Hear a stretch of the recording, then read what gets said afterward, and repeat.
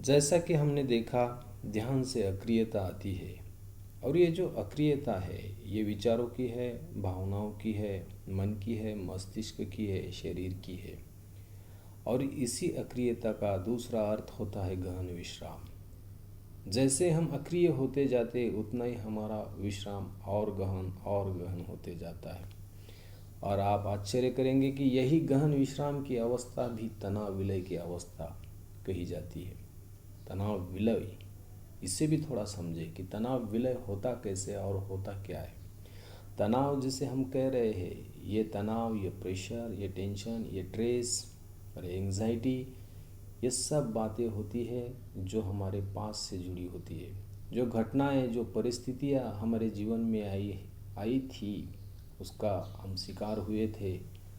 उस घटनाओं का हमारे जीवन पे कुछ ना कुछ बुरा असर हुआ था, लेकिन अभी वो पास्ट हो गई है। भले ही वो पास्ट थी, लेकिन वो हमारे दिमाग में, मन में अभी भी है। वो स्पॉइल हो चुकी है, लेकिन वो हमारे जीवन पे असर डाल रही है। वो ऐसी बातें हैं, ना उसे हम अब सोच सकते हैं, न किसी से वार्तालाप कर सकते हैं, न डिस्कस कर सकते हैं, न बोल सकते हैं, न व्यक्त हो सकते। फिर ये जो बातें होती है, ये बातें इसी वजह से स्पॉइल हो जाती है। और जब हम उसे बाहर नहीं निकाल सकते, नहीं व्यक्त कर सकते, लेकिन वो हमारे दिमाग में अंदर ही अंदर हमें खाए जाती है, तकलीफ़ दिए जाती है। और फिर इस घटनाओं को हम प्रेशराइज करते हैं। यही बातें होती है, यही घटनाएं होती है, यही विचार होते हैं जिसे हम प्रेशर देते हैं। ये अंदर से प्रेशर देते हैं, हम ऊपर से उसको प्रेशर करते हैं। और ये जो हमारे जो संघर्ष अपने अंदर चलता है, यही फिर स्ट्रेस का कारण बन जाता है, टेंशन का कारण बन जाता है, यही एंजाइटी हो जाता है। और इसी एंजाइटी से फिर शरीर की तरह तरह की बीमारियां उत्पन्न होती है।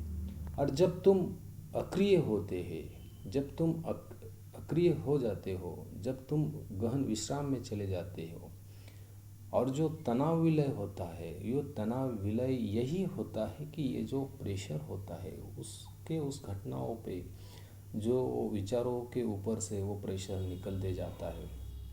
उस प्रेशर का हट जाना मतलब वो जितने जितने बाहर आते जाएंगे, उतना तुम्हें गहन विश्राम मिलते जाएगा। क्योंकि ये प्रेशर देने के लिए हमें ताकत, शक्ति की ज़रूरत होती है। और वो शक्ति हम जैसे निकालते हैं, तो नेचुरली हम प्रेशर से दूर हो जाते हैं और फिर हमें विश्राम मिलते जाता है। मतलब इनडायरेक्टली इसे ऐसा समझे कि हम एक काम कर रहे हैं, उसे दबा रहे हैं, छिपा रहे हैं। और दबाने में और छिपाने में ताकत लगती है, शक्ति लगती है, और ये शक्ति व्यर्थ की होती है।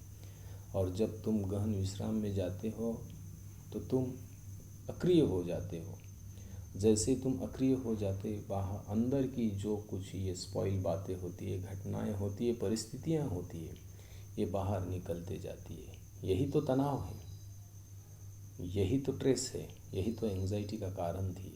और यही शारीरिक और मानसिक बीमारी का कारण थी, जो अब निकल रही है। जब निकल रही है, तो उतना हमें हल्का हल्का महसूस हो रहा है।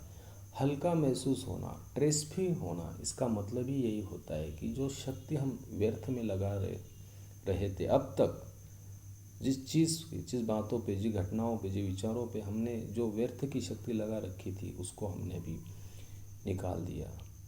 वहाँ से हमने शक्ति को हटा लिया। हमें अब कुछ जोर, प्रेशर करने की ज़रूरत नहीं। अब हम अक्रिय है, शांत है।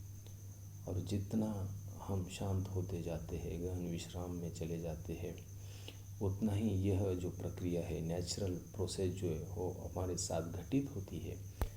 और यही तो बात है कि यहाँ हमें एक सुख की अनुभूति आने लग जाती है। क्योंकि पहली दफ़ा ऐसा कुछ हुआ है कि न कुछ करने से, अब तक हम सब कुछ कर रहे थे, अब कुछ न करने से, सिर्फ अक्रिय होने से ये सब बातें बाहर निकल रही। जैसे कि हमारी जो वोमिटिंग की प्रोसेस होती है, जब तक वो पेट में वो अन्न पड़ा रहेगा जिससे हमें तकलीफ़ हो रही है, तब तक हम बेचैन रहेंगे, तब तक हमें कुछ न सूझेगा, तब तक हमारा मन कहीं नहीं लगेगा। और जैसे वोमिटिंग की प्रक्रिया शुरू हो जाती है, भले ही वोमिटिंग गलत है, भले ही वोमिटिंग हमें तकलीफ़ दे रही है, लेकिन वही वोमिटिंग की जो प्रोसेस होती है वो तुम्हें रिलैक्स करती है, तुम्हारे शरीर को स्वस्थ करती है, तुम्हारे मन को स्वस्थ करती है। यही प्रक्रिया होती है तनाव विलय की। जैसे वोमिटिंग से सब जो स्पॉइल जो खाना है वो बाहर निकल जाता है तो शरीर स्वस्थ हल्का महसूस करता है, यही प्रोसेस होती है जब तनाव विलय होते जाता है तो मन और शरीर स्वस्थ होते जाता है कि जो जो जो बातें होती है जो नकारात्मक है, अनावश्यक है, अननेसेसरी है, और वो निकलते जाती है। और ये इसका पहला पहला बेनिफिट होता है जब हम कभी ध्यान करते हैं। तो समझ लेना इसको कि अक्रियता से गहन विश्राम और गहन विश्राम से तनाव विलय और फिर तनाव विलय से कैसे हमें सुख की अनुभूति आती है, ये आज के इस वार्तालाप में हम समझ सकते हैं।